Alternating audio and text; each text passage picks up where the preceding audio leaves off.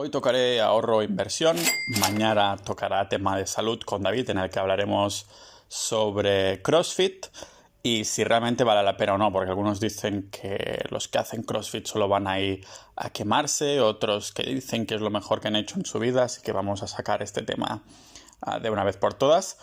Y el día siguiente a esto voy a tocar el tema, bueno, un poco más personal a nivel de dinero, de felicidad, de libertad, sobre todo en eso me voy a enfocar. Va a ser un tema muy interesante el que voy a hablar sobre, bueno, lo voy a titular 5.000 euros al mes para comprar libertad o algo así. Así que empezamos hoy con el tema del ahorro e inversión. Y voy a intentar hacer un capítulo al día a ver cuánto me dura, pero lo tengo bastante ganas últimamente ya que estoy tocando todos los temas que me interesan por fin. Así que vamos a ello.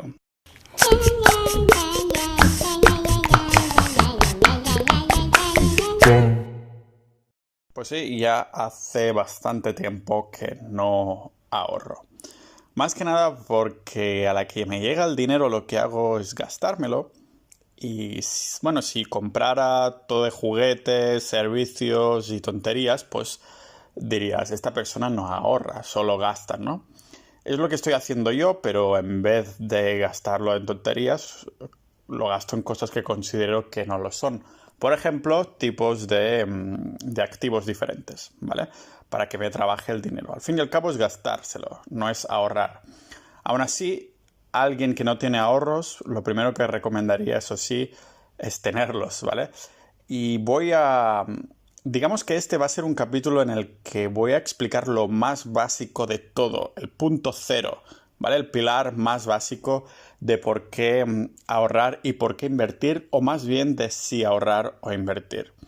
Si ya estás familiarizado con temas de inversiones, seguramente esto no te va a ser del todo útil porque voy a tocar temas bastante básicos. Pero si es una persona que no tiene absolutamente idea, o incluso si conoces a alguien que realmente no valora el ahorro, o dice yo, es que esto de invertir no lo veo porque lo único que veo con, entre comillas, jugar a la bolsa es que vas a perder el dinero. Creo que este podría ser un buen episodio, un primer punto de partida. Y ya que en el podcast no tenía nada similar a esto, voy a hacerlo, ¿vale? Porque bueno, desde que empecé a generar mis primeros ingresos tenía claro que si los dejaba en el banco, pues iban a perder valor, ¿no? Estas épocas ya no son como las de antes, que bueno, teniéndolo en una cuenta corriente a plazo fijo, me daban un 7% de interés anual, algo que ocurría cuando estaba en mi primer trabajo, ¿vale? Había unas épocas en unos bancos que ofrecían esto. Pero bueno, en la crisis de 2008 todo cambió, porque esta recesión económica no solo hizo hacer un giro de 180 grados a las estrategias para salvaguardar mi tiempo y dinero, pero también, sobre todo, en mi mentalidad, ¿no? Así que este viene a ser un resumen de lo aprendido en por qué cambió exactamente. Porque la pandemia de este año, de 2020, con todos encerrados en casa, me hizo replantear muchas cosas. Pero de lo que más me hizo dudar fue de los futuros de mis ahorros, ¿no? Empecé a mirar un montón de documentales de historia monetaria y llegué a la conclusión de que, bueno, lógicamente no podía fiarme de los bancos, que es donde siempre había tenido mi dinero. Y el sistema monetario actual global está, digamos, patas arriba desde hace tiempo y cada vez que pasa lo está más. Así que no quería dejar en manos de terceros el dinero que me había hecho sudar tanto, ¿no? Así que bueno, después de aprender que solo el 8% del dinero de todo el mundo existe en efectivo, el resto, bueno, son números digitales. Mi primer impulso fue sacar todo el efectivo que tenía en mi cuenta corriente y ponerlo debajo del colchón. Si algún día todos los ciudadanos decidiéramos hacer lo mismo, como esto de que no existe tanto dinero efectivo, pues la cosa se liaría y mucho. Así que, ¿qué hice? Pues decidí mantener la cabeza fría. Leí unos cuantos libros, miré documentales y bueno, incluso hasta pagué alguna consultoría de asesores profesionales y me informé sobre algo concreto como nunca antes lo había hecho. Bueno, en verdad, sí que me he informado de muchas cosas en concreto, pero este era el último ejemplo, ¿no?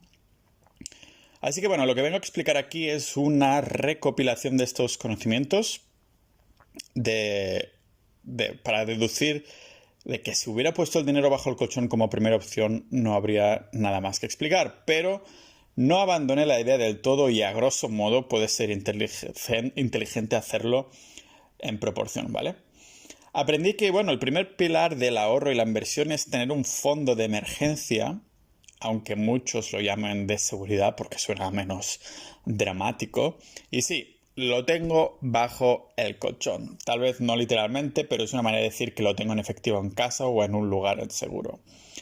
¿No sería más cómodo tener una cuenta bancaria? Pues ya entraré en el tema de nuestro sistema monetario en otros capítulos, pero ya que actualmente los depósitos bancarios dan un 0% de intereses en el dinero que les prestamos, a veces incluso con costes anuales. Mi amigo Mario me decía que el Santander le había clavado 15 eurazos de... Madre de Dios. Pues no tiene sentido tener un fondo de emergencia en el banco, ¿no? Pero también podría ser una opción. O sea que sí, tengo cuentas corrientes con pagos que entran y que salen para hacer los pagos electrónicos que todo el mundo hace. Pero en este primer apartado estoy hablando de dinero de seguridad. Algo que espero no tener que usar y usar en un futuro próximo porque su naturaleza es cubrir fines inesperados. Y esto es algo que ya comenté en el último episodio que hablaba sobre mis inversiones de 2020, que hablaba de bastante cash que estoy esperando para ver si invierto en un inmueble, ¿vale? Pero por suerte para muchos nos llega un momento en nuestra vida financiera en la que nuestros ahorros exceden de lo que hay en el fondo de emergencia. Y así que, ¿qué hago con esta pasta extra? ¿Lo saco y hago una montaña de billetes en otro lado de la casa o compro otro colchón para dejar el dinero ahí? Pues la respuesta es que ninguna de las dos, ¿vale? Nadie duda de la importancia de ahorrar. Y si algo hacen bien nuestros padres, amigos y la escuela en cuanto a educación financiera, es en inculcarnos lo vital que es tener, algo de dinero ahorrado, ¿no? Tanto para planes de futuro como presentes que pueden ser inesperados. Pero, amigos, es en la inversión cuando las opciones toman caminos distintos, incluso pueden llegar a ser opuestos de las opiniones de estos padres o escuelas y cosas así, ¿no? Muchos tenemos miedo de meter nuestros ahorros en plataformas que no entendemos, aunque sean atractivas, porque nos prometen que nuestro dinero irá multiplicándose sin hacer nada. Pero sería demasiado bueno para ser verdad y como todo hay que mirárselo con lupa. Lo seguro, pues sería dejarlo en el banco y que dieran un 7% anual como antaño, pero eso duró poco. Actualmente no nos dan ni las gracias por tener nuestra cuenta ahí. Y sí, hay maneras de invertir y generar intereses de manera más o menos consistentes, aunque por otras vías. Eso ya lo pasaré a explicar más adelante. Lo primero que nos preguntamos es ¿por qué debería invertir de buenas de primeras? ¿Por qué no seguir ahorrando y tenerlo todo ahí? Seguro que ya te suena, ¿no? Porque tengo una amiguita que no muchos entienden, pero que todo el mundo ha ido a hablar de ella, que se llama inflación, esa amiga nuestra. O más bien enemiga, ahora lo veremos. Porque como digo, seguro que en tus círculos alguien la ha nombrado más de una vez, pero no sabes exactamente de qué trata. Y es muy fácil, ¿vale? Porque el propio nombre nos da una buena pista, que es inflar. Pero en vez de globos o pelotas de ver nuestro dinero, son los precios que suben. Por ejemplo, en España la inflación, la subida de precios ha sido de... Entre 1965 y el 2008 fue de 2,8% por año. Pero ¿cómo puede ser que un porcentaje tan bajo sea algo preocupante? Muy fácil, pues porque es acumulable. Lo voy a poner en un ejemplo, ¿vale? Imagínate que estamos en el año 2022 y tienes 100 euros. Más que los tienes, digamos que un producto vale 100 euros, ¿vale? Resulta que en el año 2023 sube 2,8% de media y ese producto ya vale 102,80. El año que viene no va a subir 2,80 más, sino que este 2,8% se aplica no sobre el 100, sino sobre 102,80. Por lo tanto, ya este producto el año 2024 vale 105,67. Y el año siguiente, 2025, valdrá 108,62. Esto significa que este 2,8% como digo, se va aplicando sobre el precio nuevo del producto. O dicho de otra manera, que mi dinero parado en la cuenta va perdiendo 2,8% de valor cada año porque cada vez puedo comprar menos cosas. O sea que ningún ser mágico puede detener a la inflación. ¿Y por qué ocurre esto? ¿Por qué va subiendo el precio? Pues hay tres motivos dependiendo del tipo de inflación, porque hay más de uno. Primero tenemos inflación de costes, que es cuando, bueno, los precios van subiendo, ya que los costes de producción también suben, así como los salarios y materiales. Y por lo tanto la empresa se ve obligada a subir sus precios de sus clientes, de sus productos o servicios. Y lógicamente le toca a los clientes, nos toca a nosotros pagar este incremento de precio.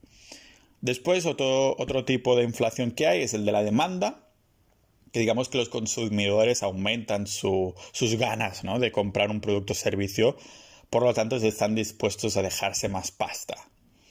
Es como un efecto secundario de que los ciudadanos son cada vez más ricos. Podríamos decir que son incluso buenas noticias, ¿no? Y el número 3, la creación de divisa, es decir, imprimiendo billetes sin parar o simplemente entrando más ceros virtuales en un ordenador de las cuentas de los bancos. Cuando existe este suministro de dinero, que por cierto va ocurriendo constantemente, como hay más moneda circulando, entonces el valor de cada billete se reduce porque se crea más. Y este último punto, el de la creación de divisas, es especialmente preocupante porque nos pone un poco de manifiesto un problema mayor que la propia inflación, y es el sistema monetario actual que antes comentaba. Pero entraré a indagar más en este tema en los próximos capítulos en los que trate sobre finanzas y dinero. Ya llegará el momento de expandir. Pero vayamos a solucionar cada uno de los problemas de la inflación por el orden de cómo los hemos explicado. Porque de solución a la inflación solo hay dos: inversión y refugio. Ya hemos visto que con los ahorros debajo del colchón el banco no hay suficiente porque la inflación se los va comiendo, digamos. Así que la inversión es necesaria para generar ganancias que ganen a la inflación. Algunas personas invierten para hacerse ricos, pero lo mínimo recomendable es que al menos lo hagas para batir a la inflación. Digamos que poniendo nuestro dinero a trabajar, entre comillas, es en un activo y que nos da ganancias de una forma pasiva, es decir, sin mover un dedo. ¿Ganaré pasta sin hacer nada con algo que se llama activo? Pues sí, son cosas, ironías de la vida, ¿no? Con un activo te da algo pasivo. Estos activos también se les da otros nombres chulos, como por ejemplo vehículos de inversión, activos, instrumentos financieros, pero entraremos en ello más tarde. Vamos a ver, como digo, la segunda manera de ahuyentar a la inflación, y vendría a ser refugio. Y bueno, la misma palabra lo dice, ¿no? Pero en vez de meternos en un búnker a refugiarnos, la idea no es salvaguardarnos a nosotros, pero nuestro dinero para potencialmente poder salvar nuestras finanzas. Y en esta solución a la inflación, el ahorrador transforma, digamos, sus billetes en algo que conserve este valor en el paso de los años, no se lo pueda comer la inflación. ¿Y qué es este algo? Bueno, el único refugio mundial que hay desde hace miles de años solo ha sido uno: el oro, ¿vale? También entraremos en Bitcoin porque es algo similar al oro, pero tiene mucho menos historial. Pero nos centraremos en este. ¿Y por qué el oro no es tan susceptible a subir y bajar de valor? Pues porque, al contrario que el papel moneda, es limitado. No podemos, como se han hecho los gobiernos, entrar unos números en un ordenador, tiqui, tiqui, tiqui, darle a un botón y que la impresora nos cree más oro. La cantidad de oros que hay es la que es y punto. Lo mismo pasa con Bitcoin, ¿vale? Esto da este metal precioso como una especie de precio mucho más estable a lo largo del tiempo. Y por eso, bueno, lo etiquetamos como valor refugio. Nos refugia del paso del tiempo en cuanto a valor. Y como digo, más adelante nos adentraremos porque el oro es un valor refugio y cómo invertir. Pero de momento lo más importante es saber lo más destacado de este concepto, que mantiene su valor a lo largo del tiempo. Su historia se remonta mucho más allá de los romanos Y si a día de hoy sigue con nosotros después de tanta innovación tecnológica, algo significa, ¿no? Algo querrá decirnos nuestro amiguito brillante, más brillante que mi cabeza, que mi calva, pero ya llegará su momento en nuestra educación financiera, ¿vale? Y de hecho, no es casualidad que esta semana el precio del oro haya subido a precios históricos. En los últimos 7 años me parece que no había llegado a un precio tan alto, ¿vale? Así que voy a hacer una recapitulación antes de terminar de por qué ya no ahorro, simplemente porque ya pasé el umbral de ahorro y ahora todo lo que gano lo invierto, ya sea en inversión o en refugio. Como comentaba en el capítulo de mi cartera, más de un 25% de mi cartera lo intento tener en oro. Pero como digo, solo tenemos 3 opciones: que nuestro dinero pierda valor, o sea, podría dejar yo mi dinero debajo del colchón o de la cuenta bancaria, y bueno, solo lo recomiendo en una cantidad baja como un fondo de emergencia o de seguridad que siempre tengo ahí, ¿vale? La otra opción es que nuestro dinero conserve valor, convertir este porcentaje de nuestro patrimonio en metales preciosos como el oro y la plata o incluso en el Bitcoin, para refugiarnos en un caso de colapso de la banca actual, que no es muy improbable, la verdad. Y número 3, pues que nuestro dinero aumente de valor, que es invertir el resto de lo que generamos después de tener un fondo de emergencias o seguridad, pues diversificando el máximo posible con bajo riesgo para obtener ganancias que superen a la inflación, como digo. O sea, que superen el 2,8% anual. Y ya entraré un poco más en tocar estos temas, pero ya sabéis un poquito que en mi blog hablo de indexados, la cosa va por ahí, ¿vale? Pero hay esto de que ¿qué 3 opciones de estas 3 opciones de que pierda valor, que conserva valor o que nuestro dinero aumente valor? ¿Con cuál nos quedamos? La pregunta es trampa porque las 3 opciones son correctas. O sea, primero hay que mantener un poquito de dinero efectivo que inevitablemente pues voy poniendo a perder valor, entre comillas, ¿no? Lo tengo ahí por si acaso. Hay que tener el máximo de liquidez para poder usarlo en el caso que sea necesario. Después, pues también hay que tener algo de dinero de verdad, es decir, oro como refugio en el caso de que la inflación se dispare.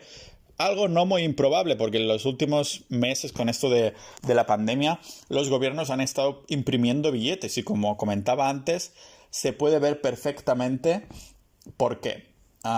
Están creando billetes y regalándose a la gente. Eso quiere decir que nuestro dinero va a valer mucho menos porque va a haber mucho más dinero, ¿vale? Y número 3, usar un broker para invertir en una economía mundial y batir a la inflación. Los 2 primeros puntos quedan bastante claros, pero sobre todo en el tercero, cuando la mayoría nos perdemos. Lo de ahorrar debajo del colchón lo dejamos como cerrado. Y el segundo, sobre los materiales preciosos, lo tocaremos al detalle un poco más adelante, que quiero hacer un capítulo muy guapo sobre el oro, ¿vale?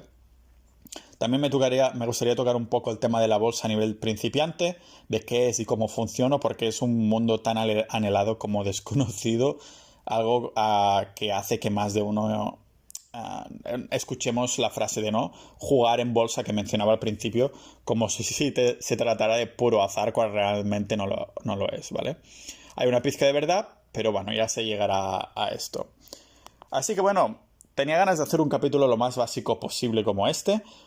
Y recomendaría, si has llegado hasta aquí, espero que sea o 1 porque no sabías de esto, o porque has tenido curiosidad y sí sabías de esto, o 3, bueno, a ver si lo puedes mandar a alguien que no entienda por qué debería invertir o mover su dinero. La pregunta realmente es cómo invertir, pero lo que nos queda claro es que hay que tener una parte ahorrada, después hay que tener una parte en refugio y hay que tener una parte en inversión, ¿de acuerdo? Así que nada, nos vemos en los próximos capítulos, ya sea si te interesa de inversión o muchos de los otros temas que voy a tocar que no tienen que ver con el dinero. Pero a ver si puedo seguir con esta racha de un capítulo al día y nos vemos en el próximo episodio del podcast de Pau Ninja.